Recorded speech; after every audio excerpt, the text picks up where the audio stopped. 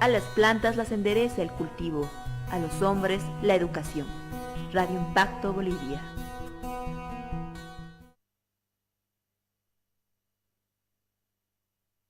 Su sensibilidad frente a la injusticia, su espíritu inconforme cada vez que surge algo que está mal, lo haya dicho quien lo haya dicho. Rebeldía Juvenil, el espacio de resistencia, reflexión y construcción de poder, por una organización democrática de estudiantes revolucionarios. Escúchalo en Radio Impacto.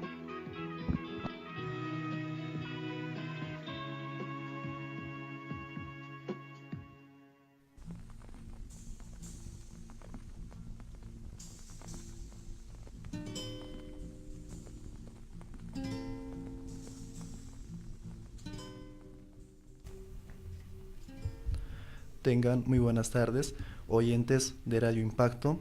Buenas tardes al programa de Rebeldía Juvenil. Muy buenas tardes a todos. Hoy vamos a tratar el tema de las áreas protegidas municipales, centrándonos en lo que es el Bosque de Bolonia. Tenemos dos invitadas, Naira Antesana y Cecilia Tapia. Cecilia, muy buenas tardes. Muy buenas tardes, muchas gracias por la entrevista. Muy bien. ¿Podemos comenzar con algunas preguntas quizás? Muy bien. ¿La organización es a usted quien representa? ¿Tiene personería jurídica?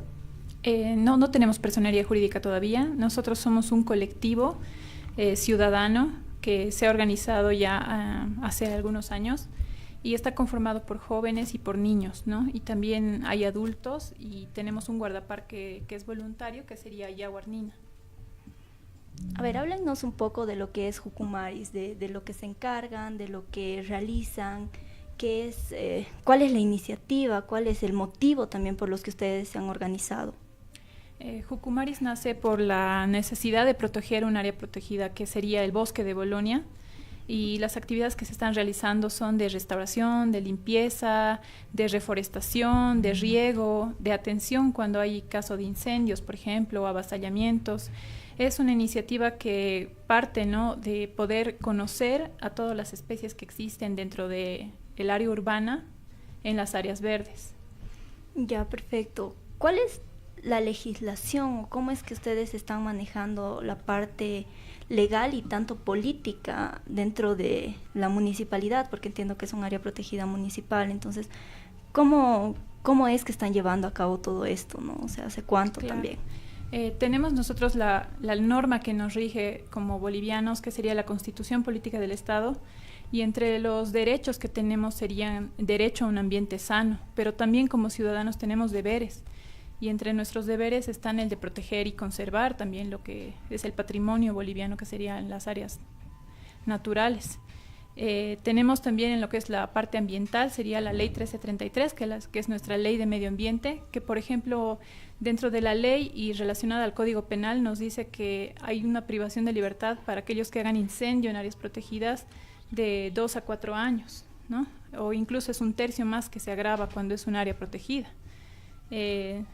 Y bueno, nosotros lo que queremos es involucrar, ¿no?, a la población, a la ciudadanía, a que puedan ellos conocer sus espacios verdes que tienen en sus propios barrios y que puedan valorar estos espacios donde viven, involucrarse como vecinos. Con referencia a esto del marco legal, ¿ustedes reciben algún tipo de ayuda de la Secretaría Municipal o de la Departamental de Medio Ambiente? Se está haciendo un trabajo coordinado. En realidad hemos trabajado incluso 4 proyectos durante los últimos años. Son 4 carpetas de proyectos elaboradas por profesionales multidisciplinarios, en los cuales están el trabajo con escuelas, está también el trabajo con vecinos, o sea, la socialización de los proyectos y que conozcan ellos el área protegida. Está también otro de anfibios, que está enfocado a lo que es responsabilidad social empresarial, ya con la parte privada. Y tenemos uno más, no recuerdo. Restauración de los anfibios, del proyecto de educación ambiental, de socialización y de... El último no me acuerdo, a ver. Bueno, ya nos vamos a acordar en el camino. Sí. Son 4 proyectos, sí, que se han presentado el 4 de mayo en un foro Este foro ha sido público, se ha realizado en la Biblioteca Municipal Carlos Salazar, que está en Bolonia. Han venido representantes del municipio y los hemos hecho una entrega en público, ¿no? Y bueno, estos proyectos ya están en conocimiento de la Secretaría de Gestión Ambiental, y lo que queremos es que se puedan desarrollar esos proyectos, porque se necesitan tanto recursos humanos como también fondos para poder elaborar. Todos estos proyectos ya han sido elaborados en toda esta fase de forma voluntaria por estos profesionales. Bueno, ¿qué gente o qué personas, digamos, en cuanto a profesiones están involucradas dentro de esto que es Jucumari? Porque sería bastante interesante poder captar además personas. Entonces háblennos, o sea, quiénes reciben, cuál es hasta su público de impacto, digamos. Claro. Pero creo que el público de impacto con temas ambientales a nivel global. Entonces, sí, exactamente. Te vas a sorprender porque no todos son biólogos o ambientales ahí en el grupo, y justo ya me acordé el otro nombre del proyecto, es el proyecto audiovisual, que actualmente se está haciendo y es uno de los componentes más importantes para difusión, y se está difundiendo en el Puma Katari todo lo que es la parte de videos, ¿no? Componen personas de sistemas, de biología ambiental, ingeniería electromecánica, pero bueno, también hay personas entendidas en la parte audiovisual, y la mayor parte también son niños, también de turismo, y son niños los que están haciendo, por ejemplo, las actividades de acción local, que serían dentro del área protegida todos los sábados. Entonces, si hay grupos de niños o familias que igual sus hijos quieran hacer como esta incidencia o impacto, tanto de la zona, que sería el bosque de Bolonia, como de otras zonas que igual se trasladan para poder hacer sus actividades en el área, van a aprender a hacer huerta, a conservar. El voluntariado tiene más un carácter pedagógico, etnopedagógico. Tiene más un carácter etnopedagógico dirigido sobre todo a la educación ambiental en niños. Entonces, ahorita el voluntariado en su mayoría está compuesto por niños, y el 70% son mujeres, niñas, ¿no? Que son las que realizan las actividades. Ya, hablando exactamente sobre estos proyectos, ¿qué proyectos, aparte de esos que tuviesen a largo plazo, cuáles serían? En realidad todos los proyectos que hemos elaborado son a largo plazo, o sea, no son proyectos cortos, pero tienen como fases para su elaboración. Y en realidad ya hace 2 años o 3 se están realizando todas estas actividades que están enmarcadas dentro de los proyectos, y todos se enfocan en lo que es la conservación. Bueno, es bastante interesante tocar, bueno, hemos decidido además tocar este tema de las áreas protegidas municipales en este espacio, porque sabemos que el tema ambiental como política municipal y como política nacional está un poco en dudas y un poco suelto, ¿no? Un poco frágil. Creo que personalmente, no sé qué opinas tú, el tema ambiental, quizás porque soy bióloga, es muy importante, y este tipo de iniciativas y este tipo de actividades fomentan para que más personas puedan hacer algo y vivir en armonía con la naturaleza, ¿no? No solamente explotarla, sino también generar estos ambientes de conservación. No sé si tienen algo que decir. Sí, tú lo has dicho. En esa parte, por ejemplo, tenemos todavía una visión extractivista de nuestra naturaleza, de nuestro medio ambiente, y lo que queremos es más bien que nos involucremos. Si bien en nuestro discurso está el TIPNIS, está el BALA, HPT, nosotros no estamos cerca de ahí, ¿no? Entonces, ¿qué tenemos cerca de nuestra casa, de donde vivimos? Es, por ejemplo, nuestras áreas protegidas, y es de esa manera que nos involucramos. Por ejemplo, yo no soy de La Paz, pero yo llegué a vivir el 2012 a Bolonia, y me he enterado que había este grupo de voluntarios Jucumaris, entonces he empezado a aprender un poco más sobre ellos y ver qué actividades tenían, y de alguna manera involucrarme también con ellos, ¿no? Claro, y otra cosa, ¿no? El voluntariado lo que trata de rescatar son los saberes ancestrales. Entonces, esa cosmovisión andina que se tiene de la naturaleza, ¿no? Yawar, que es el impulsor de este voluntariado, trata de enseñarles a los chicos el vínculo que tienen con la naturaleza. Entonces hacen la chacra andina, reconocen las especies, les ponemos sus nombres nativos, por ejemplo, para lograr esa conexión. Bien. ¿Cómo es que realizan estas transmisiones de saberes? ¿Bajo qué modalidad o un sistema si tuviesen? Bueno, Jawar lo que hace es mostrarles, ¿no?, cuál es cómo se trabaja la tierra de manera práctica, en campo, sembrando, cosechando, reconociendo las especies, cómo se llamaban las abuelas, en círculos de diálogo. Podríamos decir que es un enfoque constructivista el que se está utilizando con Jawar. En realidad todos ellos están desarrollando su propio conocimiento a partir de lo que decía, la experiencia y el saber hacer, lo práctico.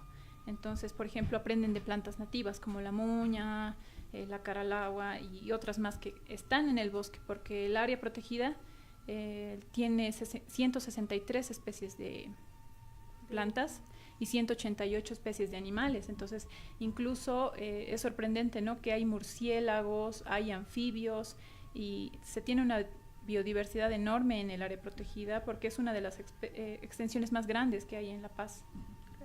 Y bueno, a raíz de precisamente que era el enfoque etnopedagógico es que han surgido los proyectos. La idea del proyecto de educación ambiental surge a partir de conocer con quiénes vives, o sea, el contacto con la naturaleza. ¿Cómo vas a cuidar algo si no lo conoces? Entonces, ese es el eslogan que también han tenido luego los proyectos audiovisuales. No, buenísimo. Chicas, realmente el trabajo debe ser muy arduo porque el tema de voluntariados es bien difícil, ¿no? O sea, es algo que por amor lo haces y por amor lo mantienes. Entonces yo veo que están bastantes años y últimamente es como que ha empezado a surgir más y a escucharse más este tema ambiental. O trabajan en otras áreas protegidas, han visto de como que vincular grupos en otros espacios. Se han hecho intercambio de experiencias también con la Red O2, que es otro colectivo ciudadano que está haciendo su impacto en Nauquisamaña, que es otra área protegida, ¿no? Entonces se tiene mucha relación con estos otros colectivos y mucha fuerza, digamos, para que nos podamos unir y podamos intercambiar la forma en que cada uno está conservando los espacios. Bien, como dice la compañera Zaiza, felicidades. El voluntariado no es algo, por así decirlo, que lleve, que sea fácil. Tiene su tiempo, tiene sus costos, incluso a veces te desanimas por ciertos hechos o ciertas cosas.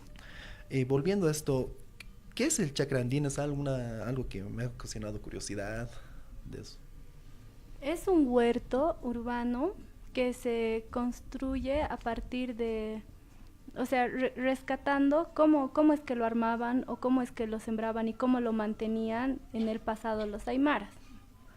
Entonces, claro, entonces lo que se hace es sembrar las plantas, en este caso las verduras, siguiendo una estructura de agricultura, o sea, en vez de hacerlo todo sistemático con máquinas, teniendo diferente composición, ¿no?, diferente forma, estructurando diferente la tierra, y es un trabajo más manual de campo. Es también tomar en cuenta lo del agua, la espiritualidad y todo ese tema que está involucrado, digamos, en el producir en la tierra, ¿no? Y agradecer también a lo que nos da. Además que la cantidad, la calidad, digamos, de lo que vas a consumir. Ya, ¿qué es lo que producen dentro de esos chakras andinos que realizan? Hay choclo, después tomate, cebollas, zanahorias, también papa. Lo que se hace, bueno, es que cómo se realiza este voluntariado es que los sábados se reúne para darle mantenimiento a esta chacra, hacer un riego de los plantines, porque las reforestaciones no solamente terminan en lo que vos plantas tu árbol y listo, ¿no? Tienes que darle un mantenimiento, y esto es con el riego. Entonces el voluntariado se encarga de ese riego, y posterior a eso todos se reúnen para el almuerzo en una especie de aptapi, donde cada uno trae algo orgánico, que no tenga carne para empezar, y que la idea es que lo que cosechas de la chacra, eso coman entre todos. Ok, interesante. Ahora, ¿qué actividades a un futuro cercano tienen ustedes? O, por ejemplo, solamente los vecinos que desean participar de cada una de las actividades solamente tienen que ir los sábados al bosquecillo y encontrarlos, o con quién se pueden poner en contacto. ¿Cómo es que ustedes captan más voluntarios o captan más público? Ahorita tenemos canales de difusión como son, por ejemplo, la página de Jucumaris, Protectoras del Bosque, así pueden encontrarlo en Facebook. Y ahí se van mostrando todas las actividades que se hacen, ¿no? Con los niños, los sábados y lo que les había explicado mi compañera.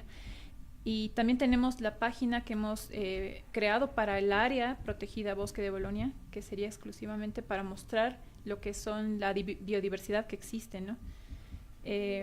Actividades de conservación. Y las actividades de conservación, porque se han hecho, por ejemplo, para el Bird Day, estuvimos con Naira haciendo el recorrido. También se han hecho actividades con colegios, entonces hay varios colegios que están justo a cargo de Jaguar, que han hecho el recorrido, bajo este limpieza. taller de conocer con quiénes vivo. Exactamente. Entonces de esa manera nos podrían contactar y en realidad todos son piezas claves de este rompecabezas de voluntarios, ¿no? Porque si bien hay algunos, los niños que están justamente los sábados, pero también tenemos otro componente que es el audiovisual, que está trabajando igual en sus áreas que él puede y está elaborando los videos. Está la parte de biólogos que igual están viendo los nombres de las especies, están igual trabajando en los documentos. Entonces creo que cada persona que se quiere involucrar es bienvenida y también son bienvenidos a conocer en sus propios barrios qué espacios tienen, ¿no? Qué espacios podemos nosotros ayudar a conservar. Y acotando, también hay un canal de YouTube que se llama Área Protegida Bosque de Bolonia, que es donde se suben los videos de conservación. Ha salido uno de Conocer la Paz, que se llama Conocer con quién es vivo, y otro sobre el colibrí cometa, que es Patrimonio Natural de la Paz. Genial. Este taller de conocer con quién es vivo, ¿se lo da regularmente? ¿Es un taller continuo, perdón? ¿O es como que tienen fechas específicas para poder llevar a cabo el taller? La idea es hacerlo cada 3 meses, precisamente porque se ha medido la capacidad de carga. La capacidad de carga es cuántas personas puede soportar el ambiente y el sendero que hemos hecho antes de que se vea afectado, ¿no? Entonces, para que se recupere, lo que se tiene que hacer es cada 3 meses con un grupo de no más de 40 personas. De esta manera se ha estructurado y es precisamente una de las propuestas de educación ambiental. Entonces todavía no está financiado, pero se han hecho pruebas pilotos con el Colegio Montessori, se ha hecho con el San Calixto también y con el San Ignacio. Sí. ¿Hay otros colegios con los que estén trabajando aparte de estos? Sí, principalmente el Colegio de Bolonia, Fuerzas Armadas de la Nación, porque de hecho de ahí es de donde son las niñas guardaparques, ¿no? Están en este colegio, les queda cerca de su zona y pueden ir y realizar las actividades. Qué bien, a ver, ¿cómo forman o cómo les enseñan a las niñas guardaparques? Porque eso es algo bien interesante. O sea, ¿cuál es el trabajo que hacen con ellas, ¿no? O sea, me imagino que no solamente ir y ver cómo están, ¿no? ¿Qué trabajo realizan con las niñas? Ellas aprenden todos los sábados, como habíamos dicho, todas las actividades, desde el riego, la plantación, desde cavar un hoyo. Y en esa parte hay que tomar en cuenta, por ejemplo, cuando a veces nos llegan herramientas o del municipio o de otro lado, las herramientas son pesadas, son grandes, no están adaptadas para niños, ¿no? Pero igual ellos se han dado modos para poder igual hacer estas actividades y lo hacen con mucho cariño, ¿no? Con mucho amor, están muy comprometidos cuidando el bosque. Sí, y han logrado rescatar ese vínculo que tienen de familia. O sea, ellos en vez de familia tienen el concepto de panaca en Aymara, que significa eso, que, o sea, tu familia no solamente es una persona, sino es un árbol, es una planta, un animal, o sea, todos somos familia. Tratan de rescatar eso. Y lo último que estaban haciendo es buscar semillas. Tiene Ispallas, se llaman las recolectoras de semillas.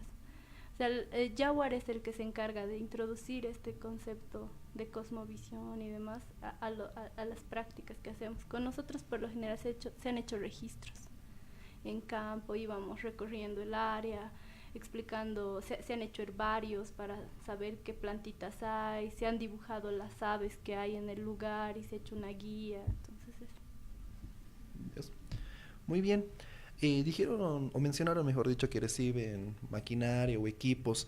¿Reciben apoyos de otros grupos, ONGs, instituciones? El gobierno. O del gobierno mismo, ya sea municipal, central. Por el momento no hay más bien ese apoyo y los proyectos se habían escrito de manera de que exista ese apoyo, ¿no? Porque si bien sabemos, ahorita a nivel municipal de La Paz no tenemos guardaparques. Entonces esa es una realidad que tal vez tendría que cambiar, ¿no? Y habría que apoyar más bien a la parte municipal.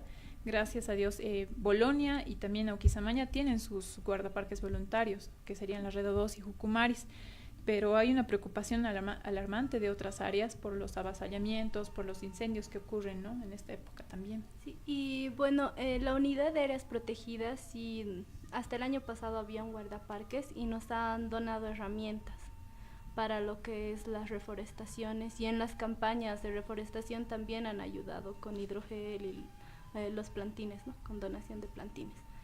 Pero un financiamiento como tal establecido para un proyecto que tenga sostenibilidad, digamos, a largo plazo no hay como tal, ¿no? Eso es lo que se necesita. Más bien lo que hemos logrado como grupo es tener alianzas. Entonces las alianzas son muy importantes, y dentro de las alianzas han estado, por ejemplo, organizaciones. Hay una de investigación ambiental que es Natural Zone, y ellos se han involucrado del año pasado ya, este año con el proyecto. Han hecho varias actividades de investigación ahí en el área, y actividades gratuitas que las han hecho también al público. Bien. Otro punto con relación a esto sobre el financiamiento, ¿tuviesen algún tipo de planes, ya sea a corto o mediano plazo, con la idea de recolectar fondos para sus proyectos, para sus planes? O sea, el plan es que para solucionar un problema ambiental hay que ver cuáles son las potencialidades, y lo que se había visto de principio es que la educación ambiental es algo fuerte, es una manera fuerte de darle sostenibilidad a esta área protegida. Entonces tiene ese objetivo, como realizar un manejo a partir de educación ambiental. Entonces por eso es integrar a los colegios para que, además de que conozcan lo que les rodeen, den un aporte para el mantenimiento del área protegida. Y ese financiamiento, o sea, para que esto se realice, se debe tener financiamiento para los guardaparques, para el mantenimiento del área, para que se haga un registro constante, se tiene que involucrar a la universidad y todo esto. Entonces ya se han hecho estas propuestas, pero falta su aprobación y postular a un financiamiento. Ahorita está en revisión. Qué bien.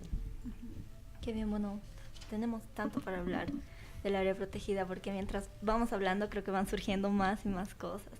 A ver, algo que me ha llamado bastante la atención es, no es solamente porque sea mujer, sino es porque es un hecho, el tema de la participación de las mujeres en relación a este tema ambiental. O sea, es como que bastante común a veces, y hasta normalizado a veces, que las mujeres nos involucramos más en el tema ambiental. ¿Cómo es su percepción al respecto? Bueno, ahorita tenemos justamente 2 invitadas mujeres, pero yo entiendo que Guayar esté muy ocupado. Pero ¿cuál es su percepción al respecto? El involucramiento de las niñas o de las mujeres en nuestro caso, como tú dices, es mayor, es casi del 75% en este grupo, en este colectivo.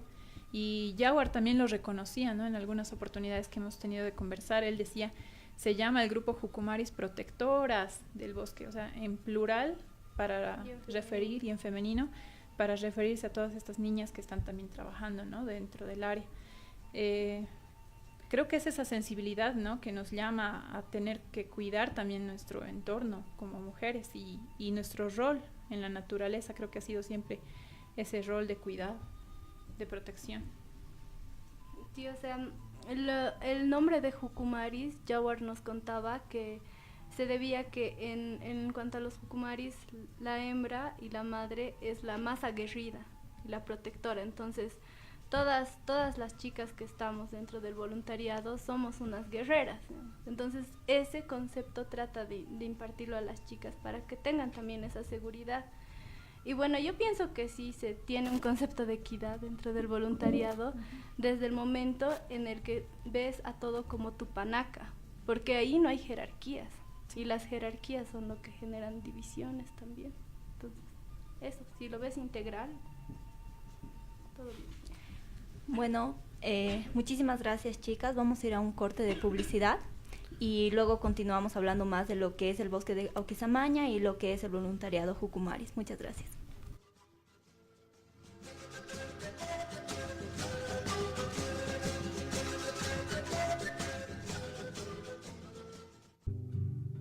Qué vivan los estudiantes, jardín de nuestra alegría. Son aves que no se asustan de animal ni policía. Y no le asustan las balas ni el ladrar de la jauría. Caramba y zamba la cosa, que viva la astronomía. A las plantas las endereza el cultivo, a los hombres la educación. Radio Impacto Bolivia. ¿Qué tal, amigos? Les habla Arturo Conde, vocalista de la banda. Si olvidaras el ayer cuando decía. Todos disfrutamos de la música, pero no todos la pagamos. Pensar que la música es gratis es igual a pensar que el trabajo de un autor no vale. Las canciones son propiedad intelectual. Todas en general tienen un dueño, autor y compositor. Estos tienen el derecho exclusivo de autorizar o prohibir el uso de sus obras. Ya no quiero recordar los momentos que te amé, me costó. Es un mensaje de Sobodaicom. Sobodaicom, Sociedad Boliviana de Autores y Compositores. Inglés y locución radial. 3, 2, 1, con excelencia, con calidad. Aprende con el instructor Rafael Vázquez Burke y el instructor en inglés Wilfredo Villegas. First Class Institute. Ven y disfruta de los cursos especiales. Inscríbete ya en los nuevos talleres de locución radial e inglés. Sé parte de este fascinante mundo de la radio como debe ser. Te esperamos en Avenida 6 de agosto número 2376, esquina Belisario Salinas. First Class Institute, Sopocachi. Marca personal. Programa de educación, talento y desarrollo personal. Comparte con nosotros todos los sábados de 11 a 12 en directo y el reprise los martes de 22 a 23 horas.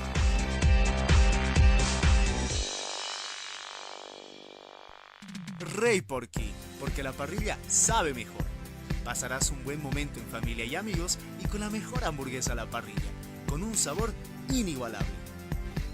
Ya sabes, a la parrilla sabe mejor. Te esperamos en la zona sur, Avenida Valle Bianca y 22 de Calacoto, y en la calle Landaeta, entre 20 de octubre y Corneta Mamani.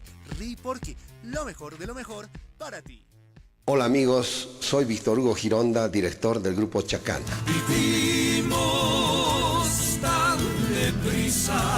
Todos disfrutamos de la música, pero no todos la pagamos. Pensar que la música es gratis es igual a pensar que el trabajo de un autor no vale. Las canciones son propiedad intelectual. Todas en general tienen un dueño, autor y compositor.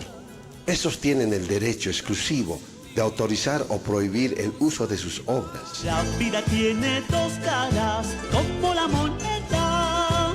Uno muestra la... Es un mensaje de Sobodaicom. Sobodaicom, Sociedad Boliviana de Autores y Compositores. Utiliza solo taxis conocidos y aplicaciones que conozcas. En ambos casos, asegúrate de que la unidad de placas y el auto manden la información a alguien de tu confianza. Es un consejo de Radio Impacto Bolivia. Mantén buena comunicación con algún familiar de confianza y avisa los lugares que recorrerás y las horas aproximadas de llegada. Es un consejo de Radio Impacto Bolivia. El espíritu olvida todos los sufrimientos cuando la tristeza tiene compañía. Radio Impacto Bolivia, tu compañera 24 horas al día. Que vivan los estudiantes, jardín de nuestra alegría. Son aves que no se asustan de animal ni policía. Y no le asustan las balas ni el ladrar de la jauría. Caramba y zamba la cosa, que viva la astronomía. El pueblo unido jamás será vencido. El pueblo unido jamás será vencido. Hola otra vez, ya continuamos con lo que es el Parque de Bolonia, con las actividades que se hacen y con todas las preguntas e intrigas que creemos que son necesarias responder para toda la población. A ver, Nairita, cuéntanos cómo es que ustedes mantienen un seguimiento acerca de los proyectos, acerca de las actividades que realizan como parque, como voluntarios. Ya. El seguimiento de los proyectos, bueno, ya se han mandado a la alcaldía y lo que faltaría es buscar también financiamientos de otras instituciones. En el momento están en revisión. En cuanto al mantenimiento del voluntariado, es todos los sábados, ¿no? Ahora, lo que sí, como bien decía, no hay mucho quórum, ¿no? Porque la gente hacer un trabajo voluntario es una cultura de voluntariado que no es muy fuerte aquí en nuestro país, ¿no? Pero básicamente el voluntariado de los Jucumaris se mantiene por 7 niños, ¿no? Que son los que van constante y varía, o sea, no hay más gente, ¿no? En vivo como tal. Y ahora, ¿cómo puede seguir? Lo más importante, creo, para la conservación de un área es la participación de los vecinos, ¿no? Eso es bien importante. Bien, sobre eso de los vecinos, ¿cómo es que ayudan los vecinos al parque? ¿Aportan algo o realizan algún tipo de trabajo? Claro, o sea, el involucrarte con tu zona, o sea, si hay áreas protegidas, si es que tiene un área protegida, ayuda precisamente a socorrerla si es que hay un avasallamiento, a socorrerla si es que hay un incendio o de cualquier otra amenaza que generamos a veces por descuidados o imprudentes, porque a veces vemos un área protegida como un sitio donde ir a tomar, donde ir a perderse, incluso en algunas, como antes se tenía el concepto de pura zona peligrosa, porque incluso se hacía brujerías o te asaltan y no sé qué.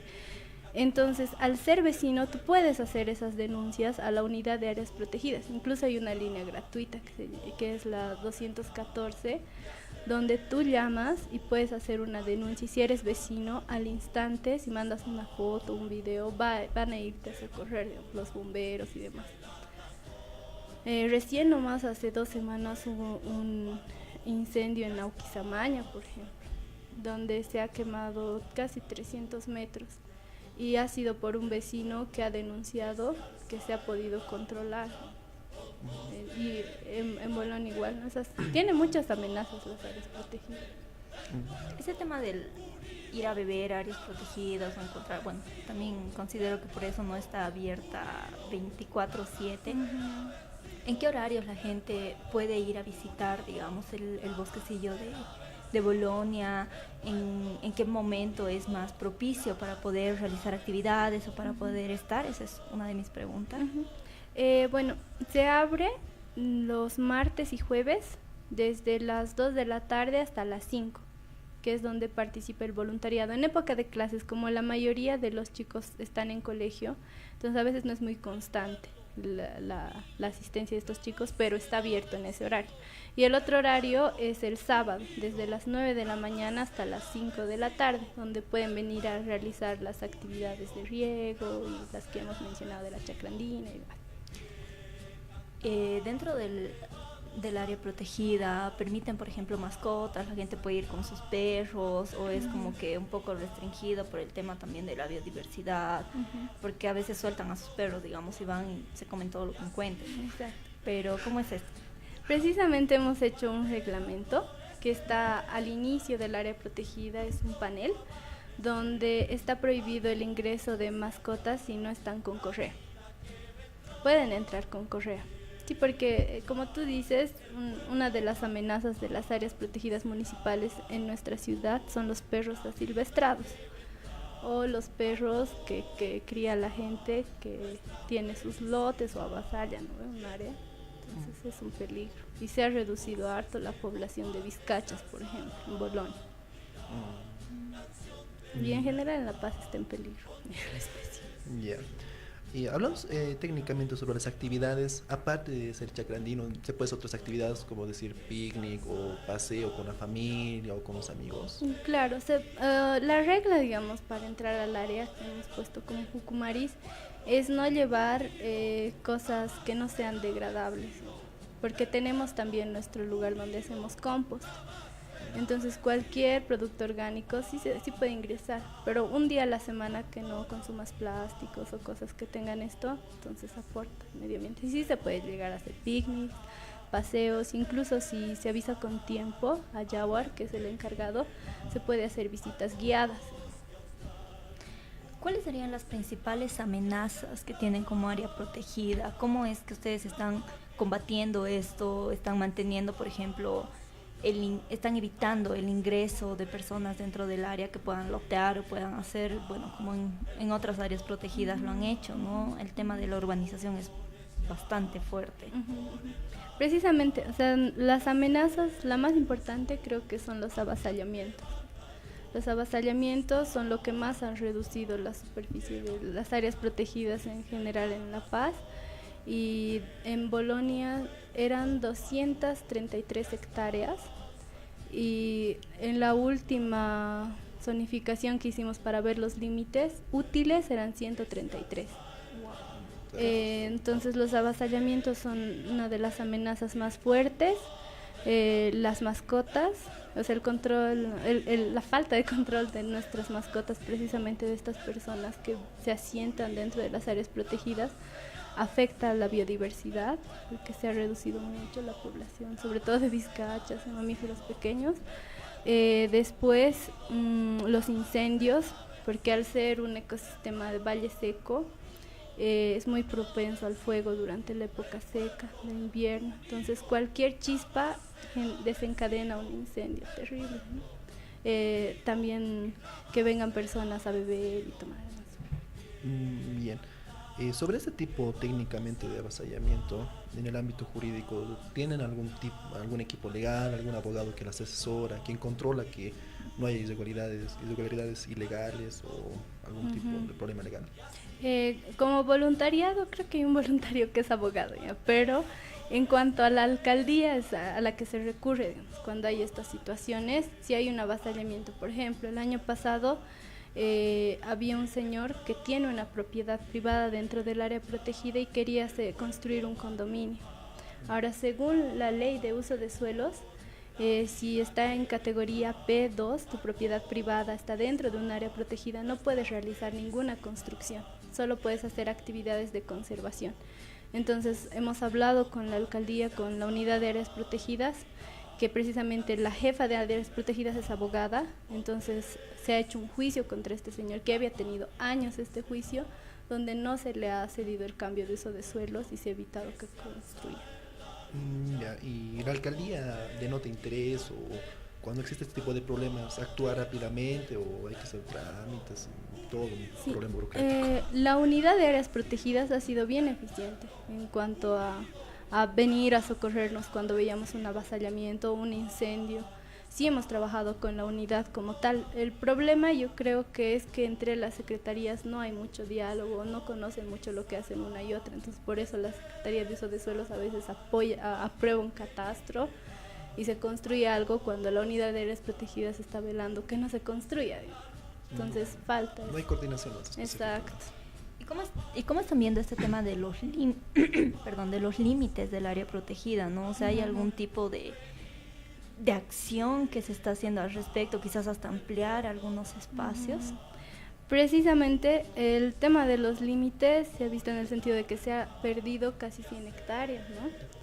Entonces, la medida que se puede hacer es delimitar un área, saber cuál es el espacio útil que tiene un área protegida, porque hay sectores, hay áreas que ya se han perdido, incluso en la parte de Alto Brajes, por ejemplo, ya hay una urbanización dentro del área protegida, a lo que corresponde el área protegida. Entonces, hay que delimitar eso y darle un seguimiento. Lo que pasa, por ejemplo, todavía no se ha subido a rango de ley. Un rango de ley ayudaría mucho más a su protección del área protegida, pero para eso se necesitan los límites. Es bien importante definir cuál es el espacio que ocupa un área protegida. Entonces para eso se hacen zonificaciones, donde se ve que se categoriza cuáles espacios van a tener qué utilidad, para qué sirve ese espacio. Si es para conservarlo y no podemos pasar porque podemos generar, es un área muy conservada, muy pristina, digamos, entonces la dejamos. Hay otros lugares donde se puede hacer esta educación ambiental y demás. Entonces la zonificación es bien importante para los límites. Algo bastante interesante que nos estaban comentando los compañeros de Jucumari son, bueno, voy a ir pasando aquí para que se vea en nuestra transmisión en vivo, pero lo voy diciendo también. Se han realizado postales con la con la flora nativa del bosque de Bolonia. ¿Cuál es esta actividad o primero, cómo se pueden conseguir las postales? Porque me gustaría tenerlas. Y segundo, ¿cómo es el estado de la biodiversidad dentro del bosque de Bolonia? O sea, ¿cómo hacen los registros? ¿Qué actividades se están realizando? O sea, cuéntanos todo respecto a esto para poder también informar a la población en general. Bueno, primero, las postales se pueden adquirir preguntando directamente a la página del área protegida o de los Jucumaris. Creo que igual se están vendiendo en la casa de los ningunes.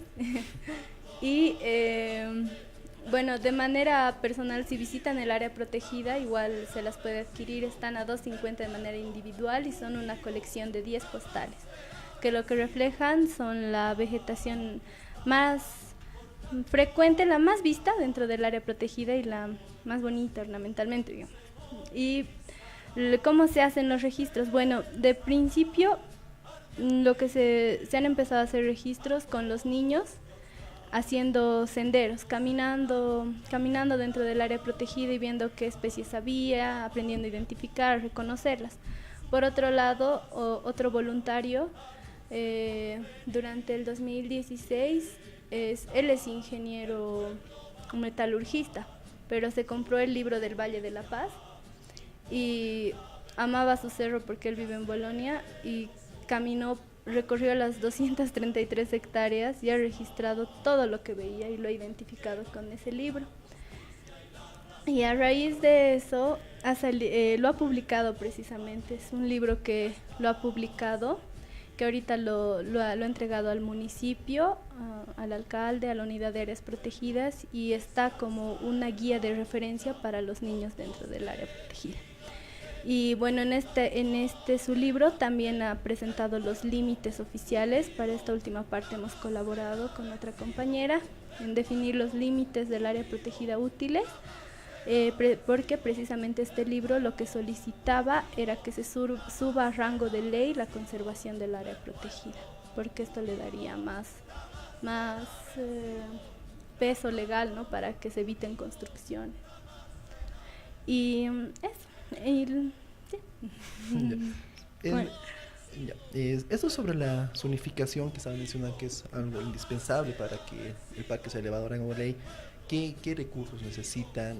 ¿Qué les hace falta para de una vez trabajar este ámbito? Precisamente se ha avanzado algo en lo que es registros. Hemos hecho por parcelas, hemos registrado la biodiversidad y luego ya también la presencia de aves por puntos de conteo. Pero lo que se necesitaría es un mapeo, que podría ser un topógrafo o un geólogo, porque ya tenemos los límites. Y eso básicamente, y presentarlo, porque también hemos sacado la capacidad de carga. Entonces ya se tiene casi todo. O sea, lo que tienes que hacer en una zonificación es definir qué prioridad tiene cada área del área protegida, qué lugares tienen más, no puedes ir, digamos, a caminar porque hay una vegetación o animales muy sensibles que si vas los perturbas. ¿Qué lugares sí puedes ir a hacer educación ambiental? ¿En qué lugares puedes plantar especies? Porque hay que recuperar espacios. Hay espacios que se han perdido por esto de que algunas personas han talado árboles o arbustos o han sacado la vegetación, entonces esos lugares se pueden recuperar. Todo eso tiene que estar definido en una zonificación. Se necesita presentar a alguna organización y que nos den financiamiento para que ya se establezca incluso un enmallado para los lugares donde hay más peligro.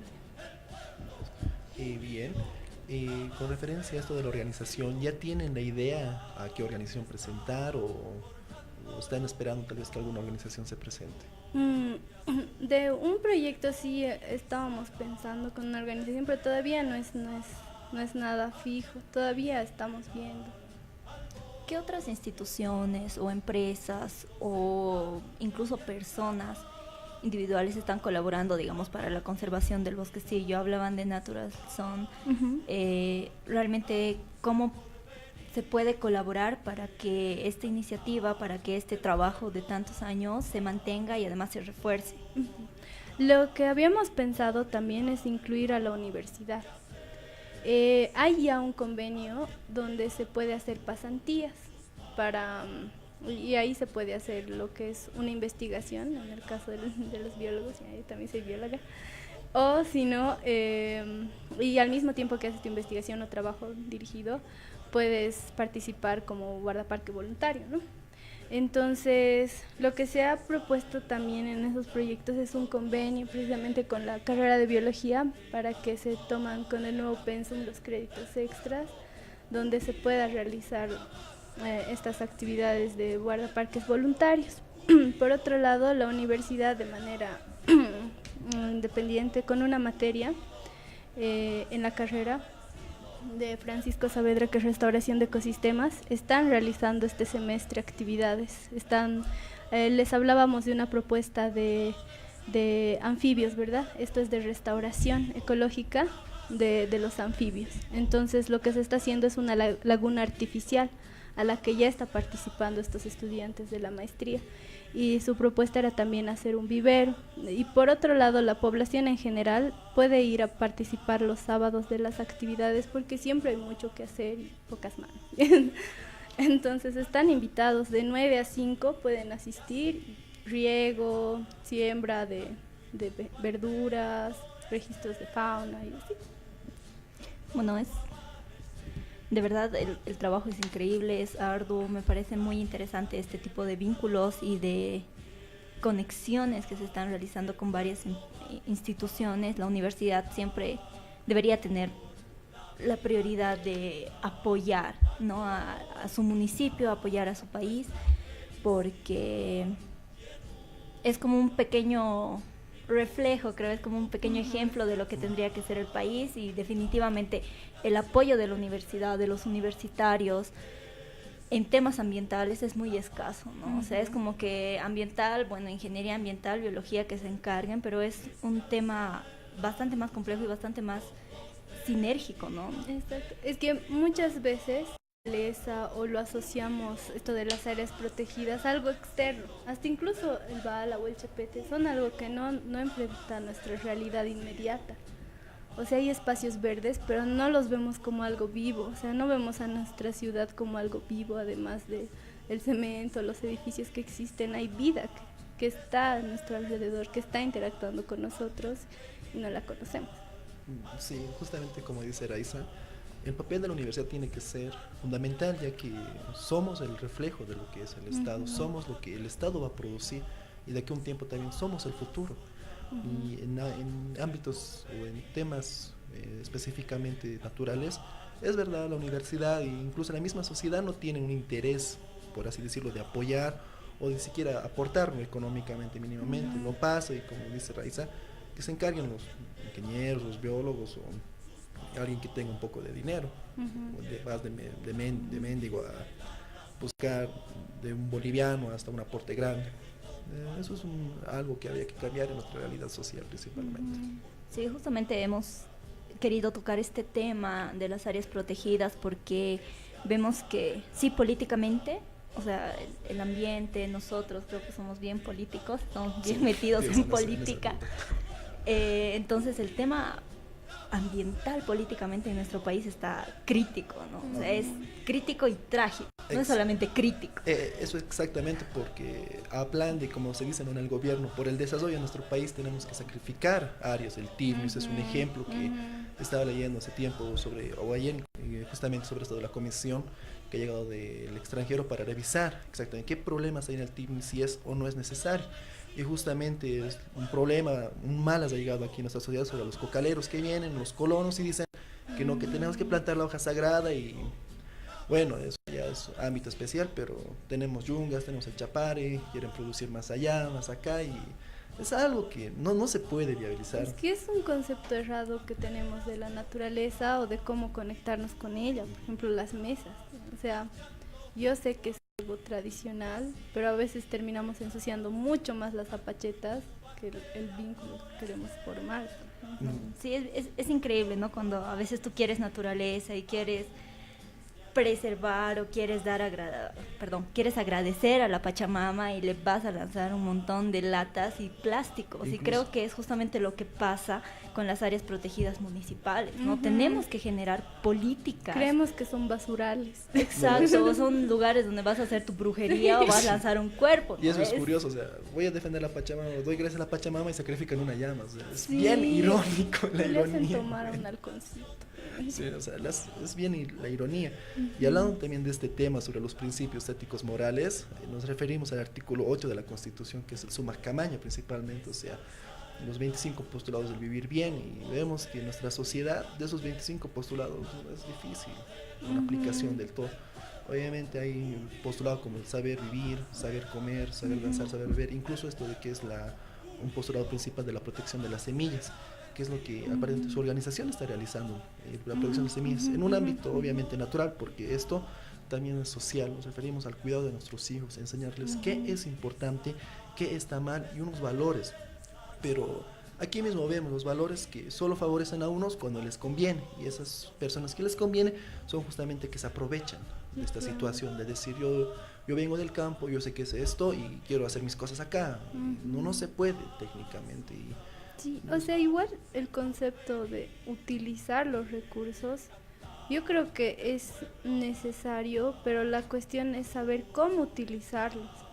O sea, porque está bien, nuestras áreas protegidas de alguna manera nos tienen que también dar sostenibilidad a nosotros, ¿verdad? Pero hay planes de manejo, o sea, hay maneras de hacerlas correctamente. Sé que toman más tiempo, es lo malo de la naturaleza, no se ve a veces a corto plazo. Yo creo que algo muy importante es ver tu responsabilidad como parte de este sistema, ¿no? De este sistema, y no solamente seguirlo porque es moda.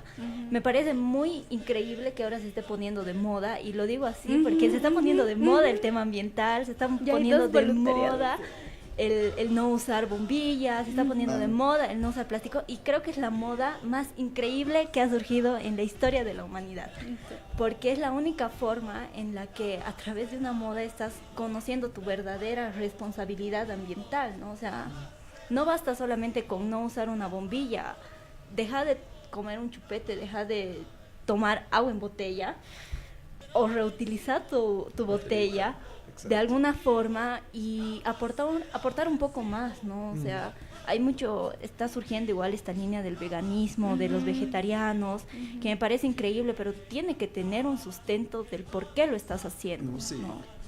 Justamente hace unas 2 semanas, en lo que era la Feria del Libro, ha surgido una iniciativa de este otro voluntariado, que es la Red O2, donde se han hecho ecoretos, que la idea es medir tu huella de carbono en el planeta. Entonces se hacen estos retos de ya te reto a que dejes de utilizar plástico, así te reto a que dejes de consumir bombillas.